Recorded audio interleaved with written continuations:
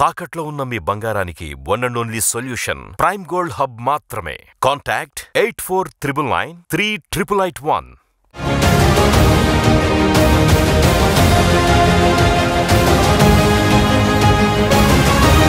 Political junction వర్తమాన రాజకీయాలపై సమగ్ర విశ్లేషణ అందిస్తుంది. నమస్తే, వెల్కమ్ టు ఆదాన్. నమస్తే రాజేష్ గారు. ఈరోజు మన డిస్కషన్ లో ముఖ్యమైనటువంటి అంశాలు, తాజాగా సీఎం రమేష్ ప్రెస్ మీట్ లో కేటీఆర్ గురించి చేసినటువంటి వ్యాఖ్యలు, అందుట్లో మరీ ముఖ్యంగా కేటీఆర్ కమ్మ సమాజం పట్ల చేసినటువంటి కామెంట్స్ పట్ల ఇప్పుడు రెండు తెలుగు రాష్ట్రాల్లోనూ ఒక పెద్ద చర్చ అయితే నడుస్తుంది. అంటే కమ్మ వాళ్ళంటే ఈ రకమైనటువంటి భావన వేళ్లకుందా, రెడ్లంటే ఇలాంటి భావన వేళ్లకుందా అని చెప్పేసి అందరూ విస్తుపోతున్నారు. దాన్ని గట్టిగా కౌంటర్ చేసే ప్రయత్నం కూడా బీఆర్ఎస్ నుంచి జరగట్లేదు. ఎక్కడో దొరికిపోయాం అనేటటువంటి ఫీలింగ్ లో వాళ్ళు కూడా ఉన్నారు. ఏదో నడపదరప కామెంట్లు చేస్తున్నా కానీ మళ్ళీ ప్రతిదానికి ప్రతిస్పందనగా సీఎం రమేష్ వచ్చి ఆయన గట్టిగా ఎక్కేస్తున్నటువంటి వైనం కూడా మనం చూస్తున్నాం. సో అసలు ఈ కామెంట్లను ఎలా అర్థం చేసుకోవాలి, ఎలా చూడాలి, ఇది రాజకీయాల్లో ఎలాంటి మలుపులు తిప్పే అవకాశం ఉందనేది మనం వివరంగా మాట్లాడే ప్రయత్నం చేద్దాం. ఇక నెంబర్ 2, చాలా మంది ఈ కూటమి ప్రభుత్వం వచ్చిన తర్వాత ఎదురు చూస్తున్నటువంటి అంశం ఏంటంటే అసలు పెద్దిరెడ్డి అరెస్ట్ ఎప్పుడు అని చెప్పేసి. పెద్దిరెడ్డి బాధితులు ఎంతమంది ఉన్నారా ఒకసారి రండి అంటే పొంగనూరులో కానీ ఆ పరిసర ప్రాంతాల్లో కానీ తండోపతండాలుగా తిరణాల తీర్థాలు జరిగినట్టుగా వచ్చారని చెప్పేసి ఆ రోజుల్లోనే మనం పేపర్లో చదివాం.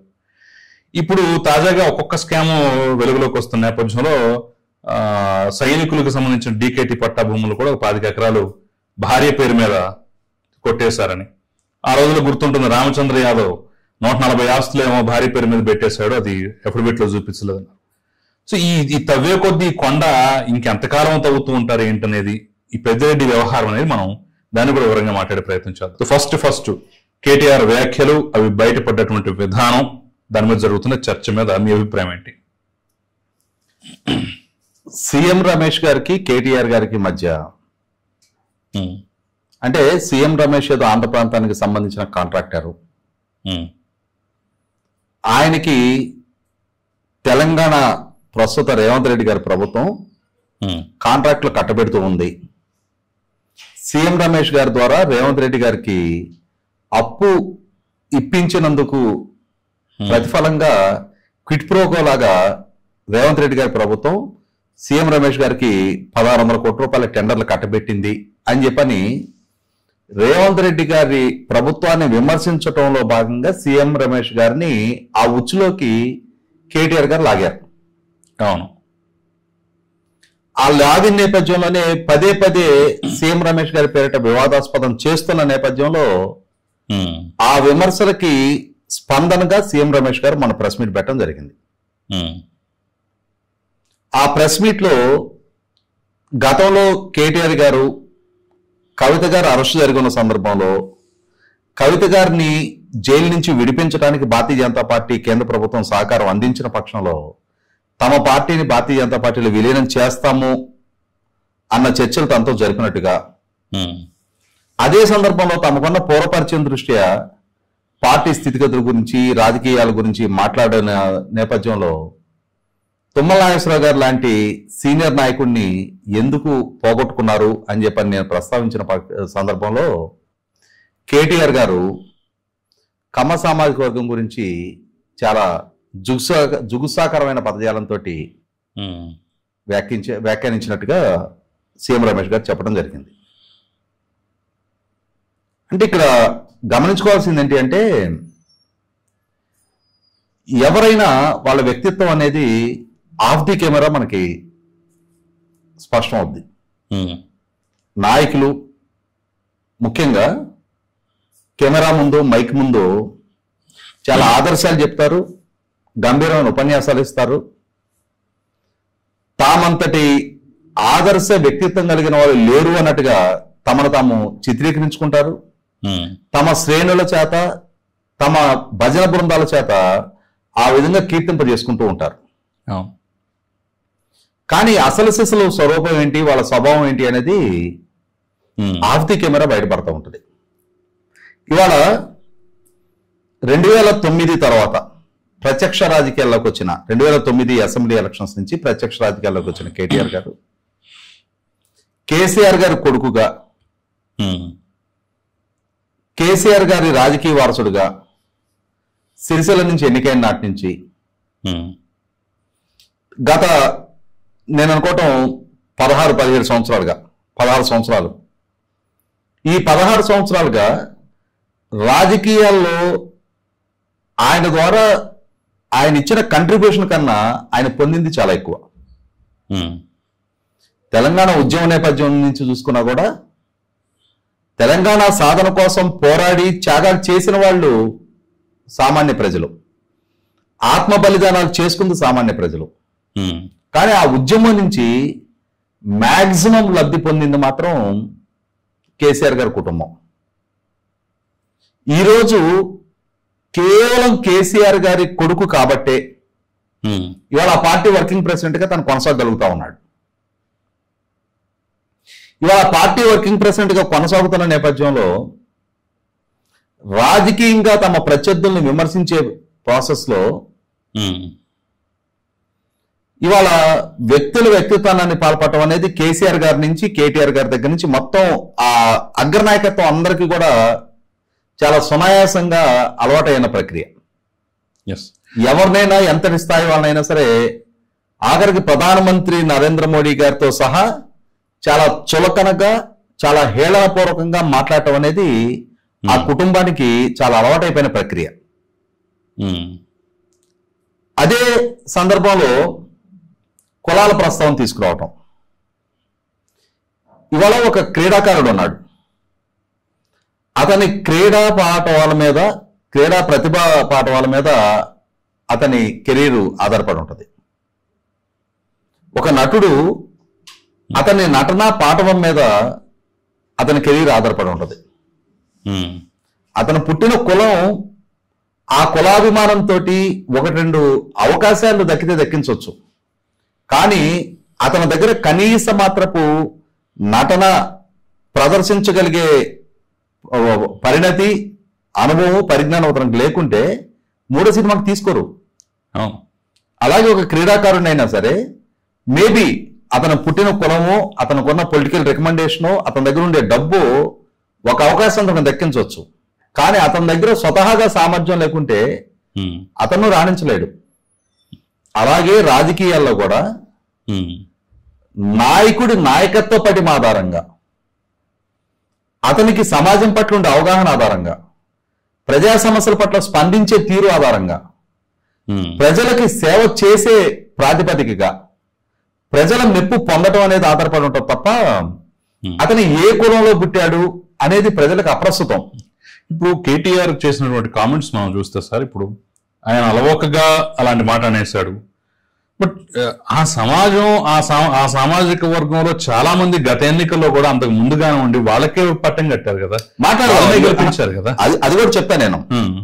అంటే ఇవాళ కేటీఆర్ గారు ఒక సామాజిక వర్గాన్ని ఉద్దేశించి మాట్లాడుతున్నాడు. నేను ఇందా చెప్తుంది అదే, రాజకీయ నాయకుడైనా ఓటర్ అయినా రాజకీయ నాయకుడికి ఆ నాయకుడి నాయకత్వపు పటిమ ప్రాతిపదికగా రాజకీయ భవిష్యత్తు ఉంటుంది తప్ప అతను పుట్టిన కులం అనేది ఒక అవకాశాన్ని దక్కించడానికి ఆస్కారం అవుతామో తప్ప రాజకీయ ప్రస్థానం కొనసాగించడానికి కులం ఒక్కటే ప్రాతిపదిక కాదు. కులం ఒకటే ప్రాతిపదిక అనుకుందాం. ఇవాళ తెలంగాణ సమాజంలో కేటీఆర్ గారు సామాజిక వర్గీయ పర్సంటేజ్ ఎంత? అయితే 2-3 0.6%. ఓకే, కనీసం 2-3% కూడా లేదు. మరి అటువంటి కేటీఆర్ గారికి కేసీఆర్ గారికి తెలంగాణ రాష్ట్రాన్ని పరిపాలించే అర్హత కులం ప్రాతిపదిక మీద దక్కిందా? కేసీఆర్ గారు నాయకత్వ ప్రాతిపదికగా, ఆ నాయకత్వపు పటిమ ప్రాతిపదికగా ఆ నాయకత్వాన్ని ప్రజలు ఆమోదించారా? ఖచ్చితంగా నాయకత్వమే. మరి అటువంటిప్పుడు కులం అనేది మీకు వర్తించని కులం ఒక సెక్షన్ ఆఫ్ ఓటర్స్ అని, ఒక సెక్షన్ ఆఫ్ నాయకుల్ని కులం పేరిట ఎలా సంబోధిస్తారు మీరు? ఇవాళ తుమ్మల నాగేశ్వరరావు గారు 4 దశాబ్దాల పైగా రాజకీయాల్లో ఉన్నాడు. ఆయన సుదీర్ఘకాలం తెలంగాణ ప్రాంతం నుంచి మంత్రిగా ప్రాతినిధ్యం వహించాడు. ఆయన ఉమ్మడి రాష్ట్రంలో, అలాగే ఇవాళ విభజిత రాష్ట్రంలో కూడా మంత్రిగా పనిచేస్తున్నాడు. పలు దఫాలు చట్టసభలకు ఎన్నికై ఉన్నాడు. ప్రజా జీవితంలో ఆయన కంట్రిబ్యూషన్ ప్రాతిపదికగా ప్రజలు ఆయన ఎంపిక చేస్తూ వస్తున్నారు. అంతేగాని ఆయన పుట్టిన కులం క్రైటీరియా కాదు. ఏ నాయకుడికి ఒక కులం ప్రాతిపదిక మీద రాజకీయ భవిష్యత్తు మనుగడ కొనసాగదు.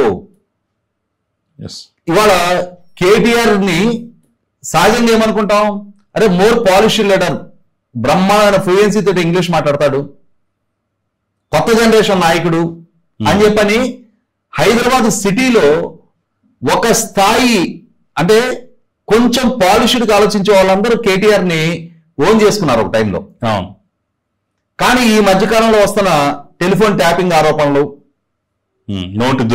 ఈ టెలిఫోన్ ట్యాపింగ్ మాటన జరిగినాయి అని చెప్పుకుంటున్న జుగుసాకరమైన చర్యలు, అలాగే ఈ అహంభావపు వ్యాఖ్యలు ఇవాళ ఒకటే కాదు, గతంలో చంద్రబాబు నాయుడు గారు అరెస్ట్ జరిగిన సందర్భంగా కానీ, లేదు రాజకీయంగా తమకి సమస్యలు ముంచుకొస్తాయి అనుకున్నప్పుడు వాటిని పక్కదో పట్టించడం కోసం గతం నుంచి ఒక స్ట్రాటజికల్ గా కేసీఆర్ గారి నుంచి కవిత గారి దాకా వ్యూహాత్మకంగా పక్కదో పట్టించడం కోసం మోర్ అగ్రెసివ్ గా వ్యవహరించడం, ఇవన్నీ మన గతం నుంచి చూస్తా ఉన్నాం.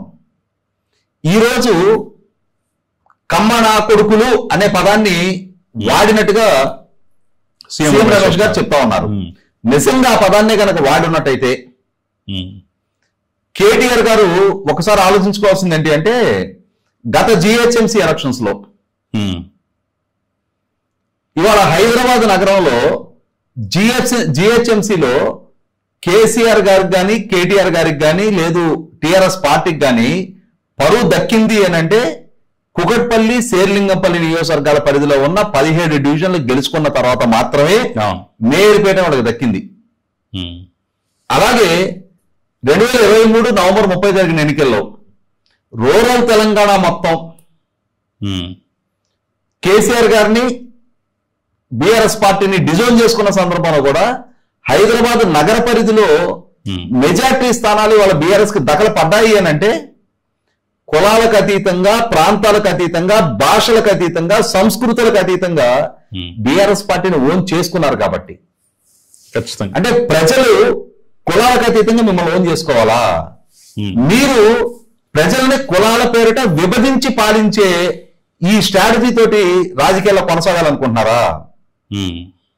ఈరోజు ఆఫ్ ది కెమెరా ఈ విధాన వ్యాఖ్యలు చేస్తా ఉన్నారు.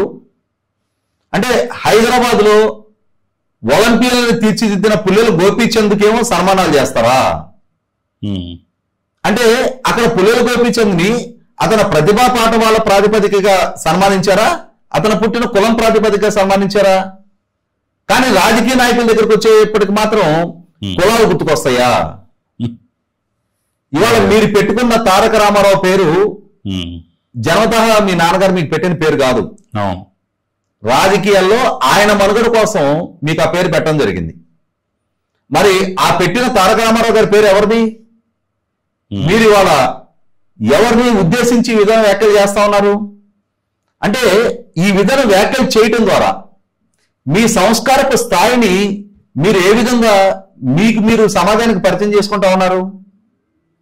అంటే ఏది మాట్లాడినా మాకు చలామణి అవుతుంది, అవసరమైతే తెలంగాణ అనే ఎమోషన్ మాటున మా రాజకీయ ప్రస్థానాన్ని మేము కొనసాగించుకోగలుగుతాము, ప్రజల్ని ఎల్లకాలం కూడా మేము ఎమోషనల్ గా ఎక్స్పెక్ట్ చేసుకోగలుగుతామని చెప్పనే భ్రమల్లో మీరుంటే ఉండొచ్చు.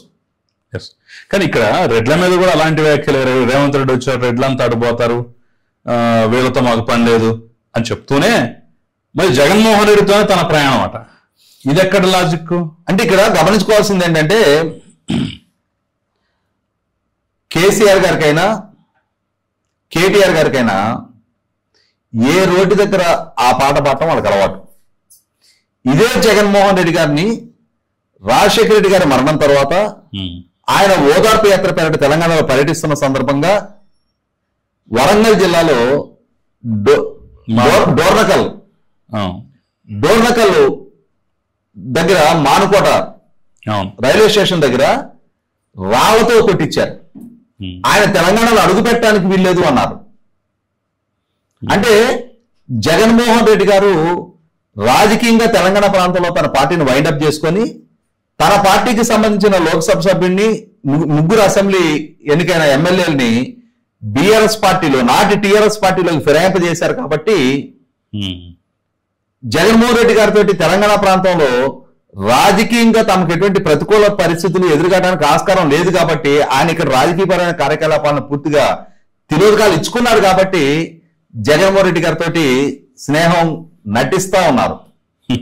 కానీ అదే సందర్భంలో చంద్రబాబు నాయుడు గారు మళ్ళీ భవిష్యత్తులో తెలంగాణ ప్రాంతంలో ఆంధ్రప్రదేశ్ రాష్ట్రంలోగానే భారతీయ జనతా పార్టీ, జనసేన, తెలుగుదేశం కలిపి కూటమిగా ఇక్కడ కూడా పోటీ చేయడానికి ఆస్కారం ఉంది అనే ఉద్దేశంతో ఈ మధ్య కాలంలో చంద్రబాబు నాయుడు గారిని లక్ష్యంగా చేసుకొని కూడా వ్యాఖ్యలు చేస్తా ఉన్నారు.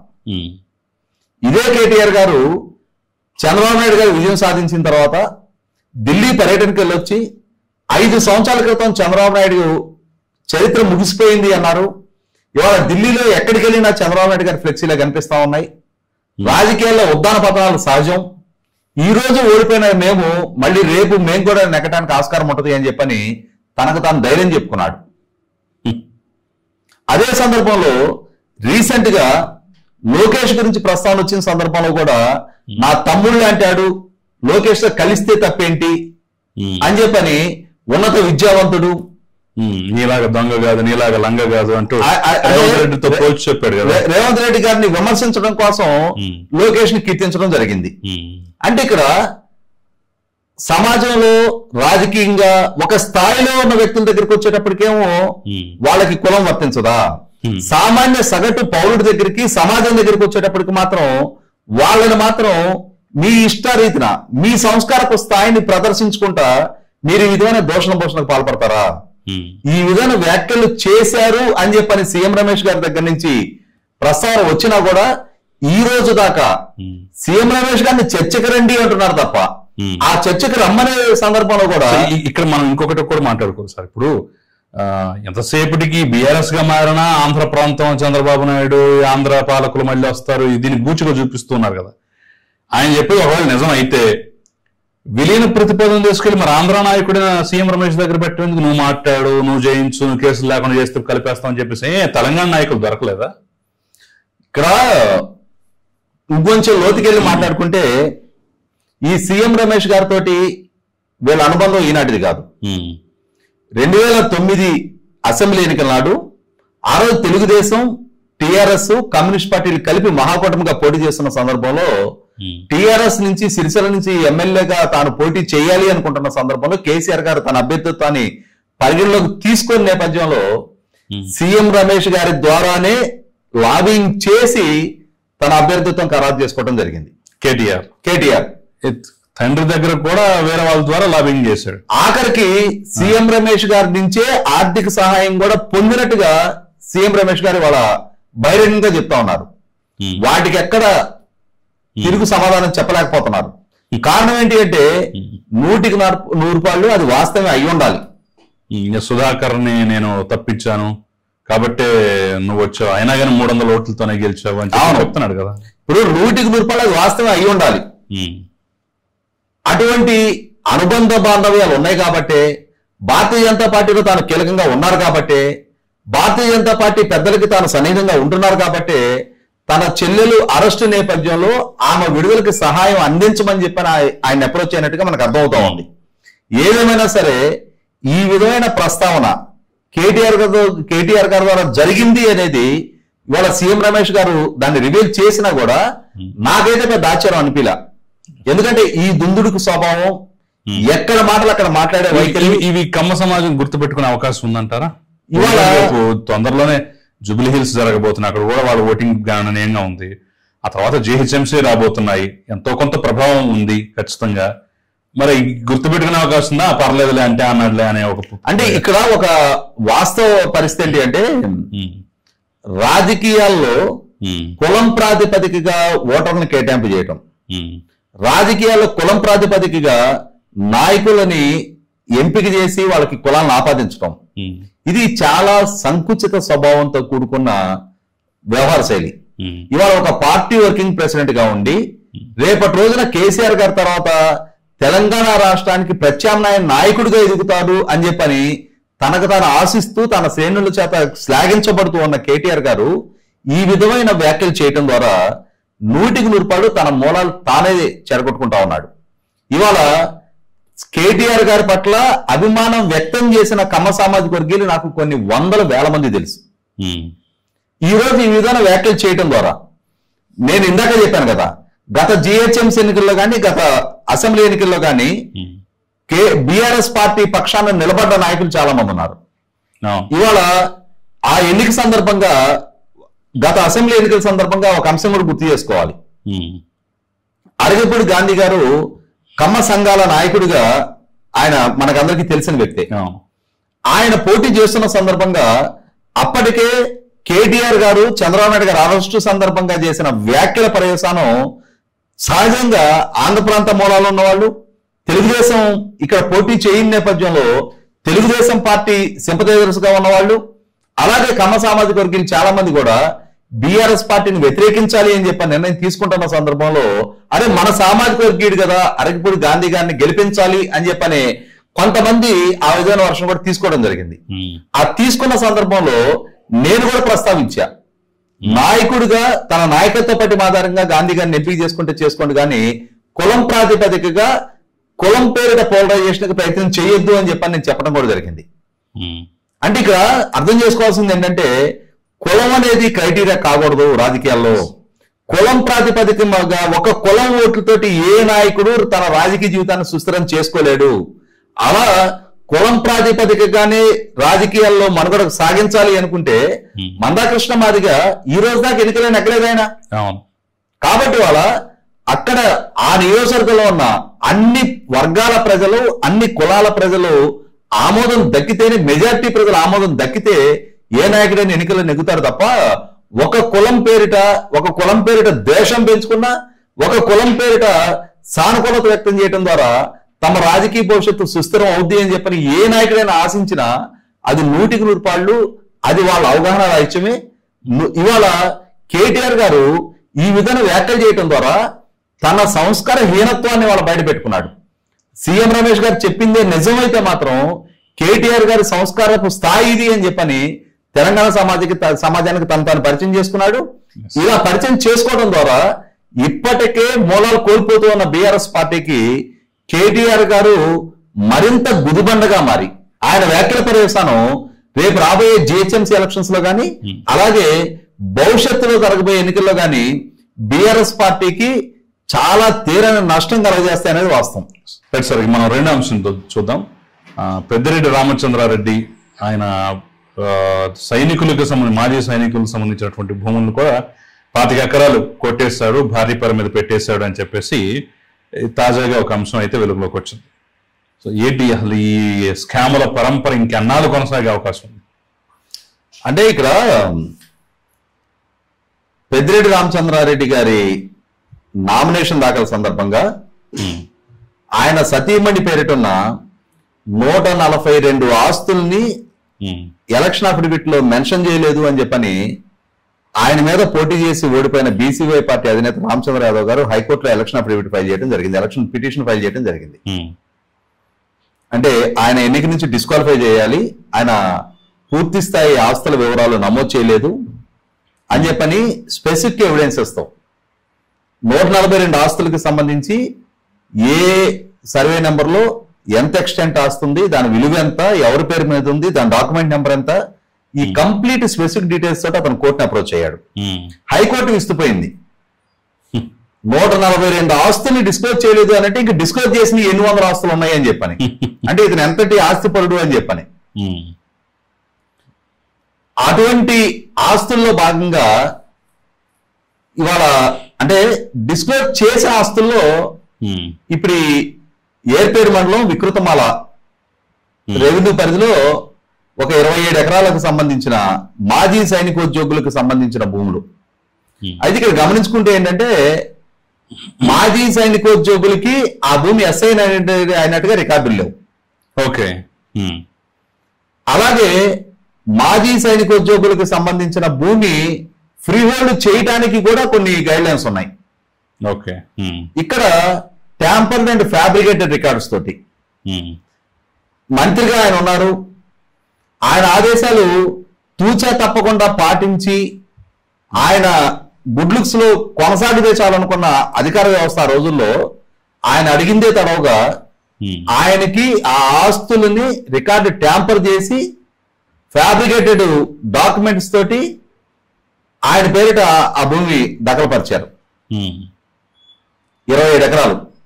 మామూలుగా వాళ్ళది సుమారుగా 100 కోట్ల రూపాయలు ఖరీదు చేసే భూములు అంటున్నారు. అంటే ఇక్కడ ఈ మధ్యకాలంలో చూసాం మనం, అటవీ భూములను ఆక్రమించారు, అలాగే దేవాలయ భూములను ఆక్రమించారు, ఎండబెట్టి భూముల్ని, అందులో ఇల్లు కట్టుకున్నాడు, అటవీ భూములను ఆక్రమించేసి బ్లాక్ టాప్ రోడ్డు వేసుకున్నాడు, అందులో పెద్ద ఫామ్ హౌస్ కట్టుకున్నాడు. ఇవాళ ఇక్కడ ఫ్యాబ్రికేటెడ్ డాక్యుమెంట్స్ తోటి రికార్డు ట్యాంపర్ చేసి 100 కోట్ల రూపాయల భూములను కొట్టేశాడు. ఇప్పుడు సహజంగా ఆస్తి లేనాడికి కొంత ఆస్తి సంపాదించుకోవాలని చెప్పని ఆశ ఉంటుంది. లేదు, కొంత ఆస్తి సంపాదించుకోవడానికి ఇంకొంచెం సంపాదించాలనే తాపత్రయం ఉంటుంది. కానీ 1000 కోట్ల రూపాయల ఆస్తిపరుడైన పెద్దిరెడ్డి రామచంద్రారెడ్డి, వందలాది ఆస్తులకు యజమాని అయిన పెద్దిరెడ్డి రామచంద్రారెడ్డి ఈ ఉన్న ఆస్తులు చాలువు అని చెప్పని 5 ఏళ్లు అతనికి పాలకుడిగా అధికారం దక్కింది కదా, మంత్రిగా కొనసాగుతున్నా కదా అని చెప్పని ఆ మంత్రి పదవిని అధికారాన్ని అడ్డం పెట్టుకొని ఈ రకమైన అకృత్యాలకు పాల్పడ్డ స్పష్టమైన డాక్యుమెంట్ ఎవిడెన్స్ తోటి వాళ్ళ అతను చేసిన తప్పు వెలుగులోకి రావడంతో ఇతనికి సహకరించిన అధికారుల మీద చర్యలకు ప్రభుత్వం సిద్ధమవుతా ఉంది. అంటే ఇక్కడ ఏమర్థమవుతుంది మనకి, రాచపీనుగా ఒంటరిగా వెళ్ళదు అని చెప్పని వీళ్ళు చేసిన తప్పులకి బాధ్యులుగా వీళ్ళకి సహకరించిన అధికారులు వరుసగా క్రమంలో చర్యలకు బాధ్యులవుతా ఉన్నారు. గతంలో చూసాం, వీళ్ళ పాలనా హయాంలో తిరుపతి పార్లమెంట్ ఉప ఎన్నిక జరిగితే ఇతను జిల్లా నుంచి మంత్రి, ఇతని ఆధ్వర్యంలో చంద్రబాబు నాయుడు గారి కుప్పం మున్సిపల్ ఎలక్షన్స్, కుప్పం స్థానిక సంస్థల ఎన్నికలు ఎలా జరిగాయో చూసాం. అలాగే తిరుపతి పార్లమెంట్ ఉప ఎన్నిక జరిగిన సందర్భంగా కూడా నాటి తిరుపతి ఈఆర్ఓగా ఉన్న ఐఏఎస్ అధికారి గిరీషా గారి లాగిన్ ఐడిని మిస్యూజ్ చేసి 35,000 దొంగ ఓటర్ ఐడిని డౌన్లోడ్ చేసి దొంగ ఓటర్ ఐడీలు ముద్రించి వందలాది బస్సుల్లో జనాల్ని తరలించుకొచ్చి ఆ ఎన్నికను ఒక అపాయసంగా మార్చారు. చివరికి అది ఎన్నికల కమిషన్ విచారణలో ధృవీకరణ జరిగిన తర్వాత ఐఏఎస్ అధికారి నుంచి హెడ్ కానిస్టేబుల్ దాకా సిబ్బంది బలిపశువులుగా మారారు. వాళ్ళు సస్పెండ్ అయ్యారు, వాళ్ళ మీద కేసులు నమోదైనవి. అలాగే ఇప్పుడు ఇక్కడ కూడా ఆస్తి అన్యాక్రాంతం ఈయనకైంది, ఆస్తి ఈయనకి దఖలపడింది. కానీ ఈ ఆస్తి దఖలపరచడంలో సహకరించిన పాపానికి ఉద్యోగస్తులు వాళ్ళ బలిపశువులుగా మారుతా ఉన్నారు. అంటే వీళ్ళ ఆదేశాలు పాటించి వీళ్ళ తప్పులలో భాగస్వాములుగా ఉద్యోగుల్ని చేసి ఇవాళ వాళ్ళకేదో తృణమోపనం ఆ రోజు డబ్బులు ఇస్తే ఇచ్చి ఉండొచ్చు, లేదు వీళ్ళ అధికారాన్ని అడ్డం పెట్టి వాళ్ళకి ట్రాన్స్ఫర్లోనో ప్రమోషన్లోనో సహాయం చేస్తే చేసి ఉండొచ్చు. కానీ ఇవాళ అంతిమంగా కోట్ల రూపాయల లబ్ధి వీళ్ళకి, శిక్ష బాధ్యులుగా ఉద్యోగులు మిగులుతా ఉన్నారు. ఇది పెద్దిరెడ్డి రామచంద్రారెడ్డి తోటి ఒక్కటే కాదు, ఇతని ఆధ్వర్యంలోనే Madanapalle sub collector office record room దహనం జరిగిన సందర్భంలో కూడా అక్కడ ఆర్డీఓగా పనిచేస్తున్న అతను, అంతకుముందు ఆర్డీఓగా పనిచేసిన వాళ్ళు కూడా ఆ సంఘటనకు బాధ్యులుగా సస్పెండ్ అవడం జరిగింది. ఆ సంఘటనలో ప్రభుత్వ ఉద్యోగులు అరెస్ట్ కావడం జరిగింది. అంటే ఇక్కడ 5 సంవత్సరాలు వీళ్ళకి ప్రజలిచ్చిన అధికారాన్ని అడ్డం పెట్టుకొని వందలాది వేలాది ఎకరాల్లో ఆస్తుల కబ్జాలకు పాల్పడి రికార్డులు ట్యాంపర్ చేసి ఫోర్జరీ డాక్యుమెంట్లు సృష్టించి వేలాది కోట్ల రూపాయలకు వీళ్ళు పడగలెత్తారు. ఇవాళ వేలాది కోట్ల రూపాయలు వీళ్ళు సంపాదించుకున్నారు అనేది అర్థమవుతా ఉంది. ఖచ్చితంగా ఇవాళ ప్రకృతి తనకు తాను కరెక్షన్ చేసినట్టుగా వీళ్ళ అకృత్యాలు, వీళ్ళ భూదాహానికి ప్రజల పాల నుంచే ఫుల్ స్టాప్ పెట్టడం జరిగింది. అధికారాన్ని నుంచి వీళ్ళని దూరం చేయడం జరిగింది. ఒకనాడు జిల్లాలని రాష్ట్రాలని శాసించిన వీళ్ళు ఇవాళ తమ నియోజకవర్గాల్లో కూడా అడుగు పెట్టలేని స్థితి అదే ప్రజల నుంచి కల్పించడం జరిగింది. ఇప్పుడు ఒక్కొక్కటిగా వీళ్ళు చేసిన అకృత్యాలు, అరాచకాలు, ఆక్రమణలు, రికార్డు ట్యాంపరింగ్లు, ఫోర్జరీ డాక్యుమెంట్ల వివరాలు వెలుగులోకి వస్తా ఉన్నాయి, విచారణ జరుగుతూ ఉన్నాయి, కేసులు నమోదవుతా ఉన్నాయి. 100కి 100 పాళ్ళు ఈ పెద్దిరెడ్డి రామచంద్రారెడ్డి కూడా అరెస్ట్ కావటం ఖాయం. ఇన్ని అకృత్యాలకు బాధ్యుడయ్యింది, ఇంతమంది ప్రభుత్వోద్యోగుల్ని బలిపశువులుగా మార్చి ఇంతటి రికార్డు ట్యాంపరింగ్ పాల్పడి ఇన్ని వందల ఆస్తులు సంపాదించుకున్న పెద్దిరెడ్డి రామచంద్రారెడ్డిని కనుక అరెస్టు చేయకుంటే అది వ్యవస్థలకు అవమానకరం. కాబట్టి తప్పనిసరిగా ఇతని అరెస్టు జరిగి తీరుతుంది. ఇతని ద్వారా అన్యాక్రాంతం జరిగిన ప్రతి ఆస్తి మళ్ళీ తిరిగి ప్రభుత్వానికి స్వాధీనం పరచడం జరుగుతుంది. 100% భవిష్యత్తులో ఇంకొక నాయకుడు ఎవరైనా సరే అధికారం మాటని ఏం చేసినా చలామణవుతుంది అనుకుంటే అధికారం అంతం అనేది ఒకటి వస్తుంది. ఆ రోజున ఈ అధికారం మాటను చేసిన ప్రతి పనికి మూల్యం చెల్లించుకోవాల్సిన పరిస్థితులు ఎలా రాబోతున్నాయి అనేది ఇప్పటికే పెద్దిరెడ్డి రామచంద్రారెడ్డి కొడుకు మిథున్ రెడ్డి జైలు పాలై ఉన్నాడు. రేపు రోజున ఈ పెద్దిరెడ్డి రామచంద్రారెడ్డి కూడా జైలు పాలైన రోజున ఆ రోజున ఇప్పటి వరకు వీళ్ళ ఆదేశాలు శిరోధార్యంగా భావించి వీళ్ళ అడుగులకు మడుగులుతున్న అధికారులు కూడా బలిపోసులుగా మారటం చూసిన తర్వాత అయినా సరే భవిష్యత్తులో తప్పుడు పనులలో ఇన్వాల్వ్ అయితే ఎదురుగాబోయే పరిస్థితులు పరిణామాలు ఏంటనేది అధికార వ్యవస్థకి ఒక గుణపాఠం నాకు తెలిసి వస్తుంది. అలాగే ఈ విధంగా తప్పుడు పనుల ద్వారా ఆస్తులు సంపాదించుకుంటే ఎదురుగాబోయే పరిస్థితులు పరిణామాలు ఏంటనేది ఈ తండ్రి కొడుకుల ఉదంతం ద్వారా అయినా సరే మిగిలిన రాజకీయ నాయకులు కూడా ఒక ట్రెండ్ సెట్టింగ్ లాగా ఒక కనువిప్పు లాగా ఖచ్చితంగా కళ్ళ ముందు కనిపించడం ఖాయం.